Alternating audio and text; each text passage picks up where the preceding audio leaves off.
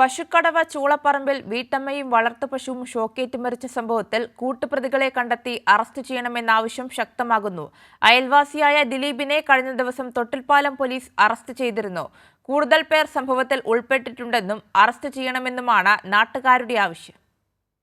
പശുക്കടവിലെ കോങ്ങാടുമലയിൽ കേഴമാനിനെ പിടികൂടുന്നതിനായി സ്ഥാപിച്ച ഇലക്ട്രിക്കൽ കെണിയിൽ നിന്നും ഷോക്കേറ്റ് വീട്ടമ്മയായ ബോബിയും വളർത്തുപശുവും മരിച്ച സംഭവത്തിലാണ് മുഴുവൻ പ്രതികളെയും പിടികൂടണമെന്ന ആവശ്യം ശക്തമാകുന്നത്.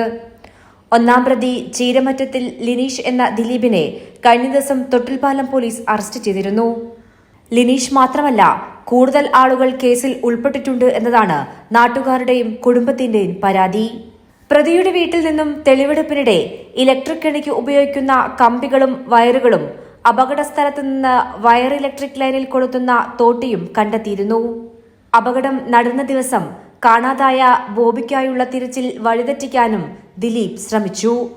ദിലീപ് തനിച്ചല്ല ഇത്തരത്തിൽ കെണി ഒരുക്കിയത് എന്നും കൂട്ടുപ്രതികളെ എത്രയും പെട്ടെന്ന് നിയമത്തിനു മുമ്പിൽ കൊണ്ടുവരണമെന്നും ആവശ്യപ്പെടുന്നു.